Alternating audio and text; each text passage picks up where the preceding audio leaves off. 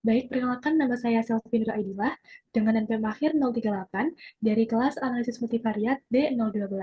Nah, pada video ini saya akan menjelaskan proses analisis data menggunakan Smart PLS 3.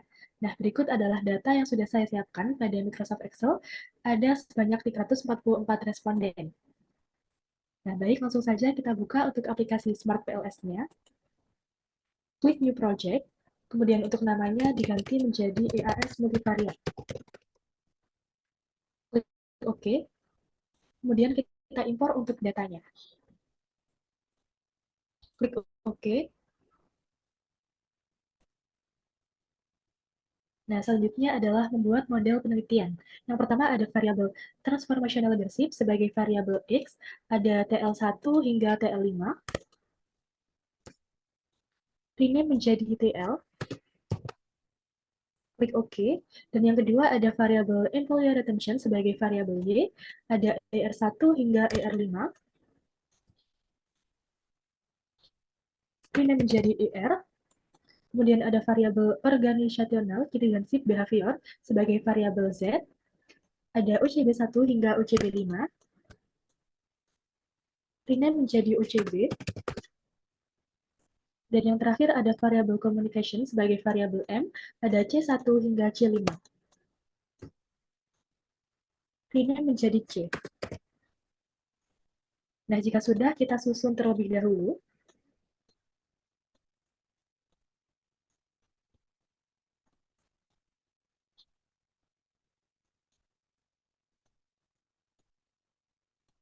Nah, jika sudah, kita hubungkan sesuai dengan hipotesis penelitian.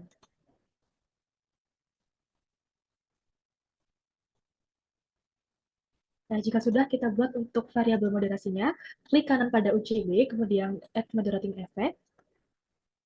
Nah, untuk dependent variabelnya ada UCB, moderator variabelnya ada communication, dan independennya ada PL. Klik OK. Nah, kemudian rename menjadi TLC.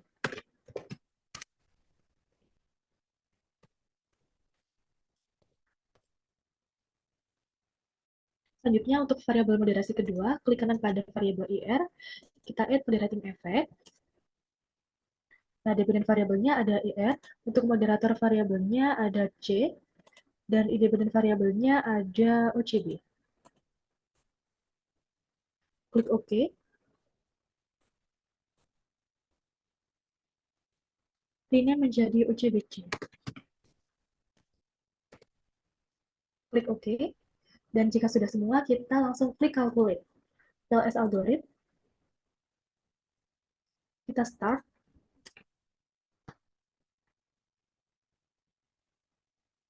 Nah, jika sudah muncul, kita cek untuk overloading-nya. Nah, bisa dilihat berdasarkan hasil pengujian, seluruh indikator ini memiliki nilai overloading di atas 0,70 kecuali UCB2 dan TL1. Nah, oleh karena itu, kedua indikator ini harus dihapus dari model penelitian. Jadi, kita kembali ke model penelitian, kita hapus untuk TL1 dan UCB2. Kemudian kita calculate ulang.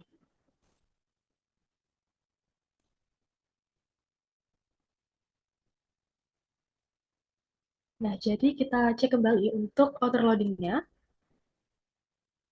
Nah, bisa dilihat masih ada indikator yang memiliki nilai loading factor di bawah 0,70, yaitu TL2. Nah, oleh karena itu, indikator TL2 juga harus dihapus dari model penelitian. Jadi, kita hapus untuk yang TL2. Delete dan lakukan calculate ulang.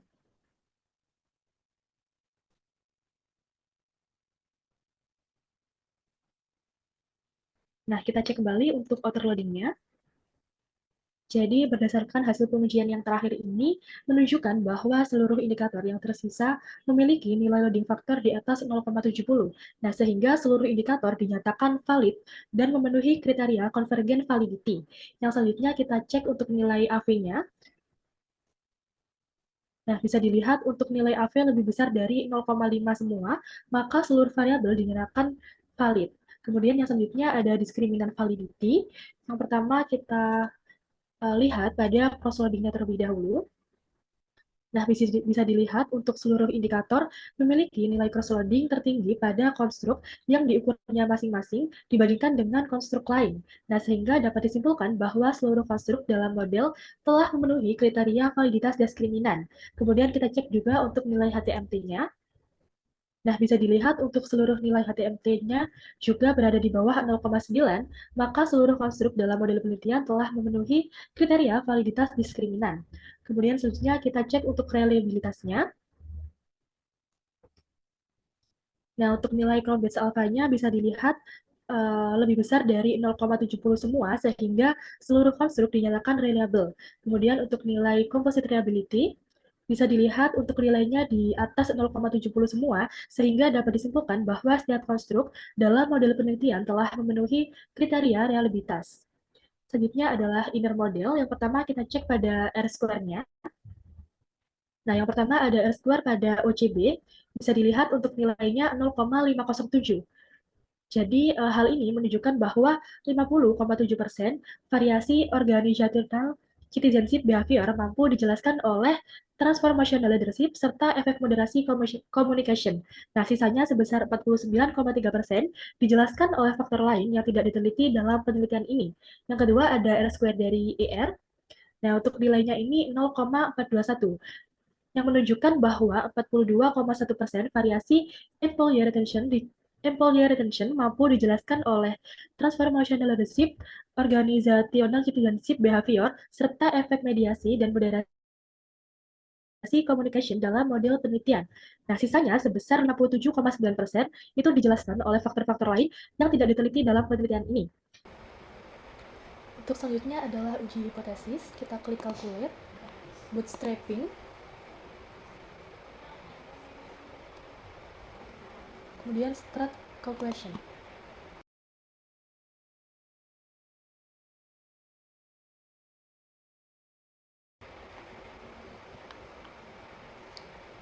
Kemudian klik pad koefisien. Untuk H1 TL terhadap OCB, untuk nilai p-value-nya 0,000, jadi lebih kecil dari 0,05. Dan untuk original sampelnya 0,312 bernilai positif, maka dapat disimpulkan bahwa H1 ini diterima sehingga terbukti bahwa transformational leadership berpengaruh positif signifikan terhadap organizational citizenship behavior. Kemudian untuk H2, yaitu TL terhadap ER, untuk nilai p-value-nya 0,000 lebih kecil dari 0,05, untuk original sampelnya 0,506 nilai positif. Maka H2 ini juga diterima sehingga terbukti bahwa transformational leadership berpengaruh positif signifikan terhadap employee retention. Kemudian untuk H3 UCB terhadap ER, untuk nilai p-value-nya 0,605 maka lebih besar dari 0,05, dan untuk original sampelnya 0,036 bernilai positif. Maka H3 ini ditolak sehingga terbukti bahwa organizational citizenship behavior itu berpengaruh positif tetapi tidak signifikan terhadap employee retention. Kemudian untuk hipotesis yang selanjutnya, pengaruh tidak langsung bisa dilihat pada spesifik indirect effect. Nah, untuk H4 ini bisa dilihat untuk p-value-nya 0,617 lebih besar dari 0,05 dan original sampelnya 0,011 yaitu positif. Maka H4 ini ditolak sehingga terbukti bahwa organizational citizenship behavior tidak mampu memediasi pengaruh transformational leadership terhadap employee retention. Kemudian selanjutnya untuk H5, TLC terhadap OCB. Nah, nilai p-value-nya 0,003 lebih kecil dari 0,05 dan original sampelnya 0,101 bernilai positif. Maka H5 ini diterima sehingga terbukti bahwa communication memperkuat pengaruh transformational leadership terhadap organizational citizenship behavior. Kemudian untuk hipotesis yang keenam, OCB C terhadap ER.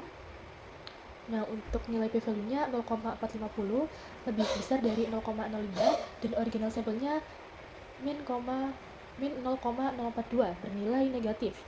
Maka H6 ini ditolak sehingga terbukti bahwa communication tidak signifikan sebagai pemoderasi hubungan antara organizational citizenship behavior dan employee retention.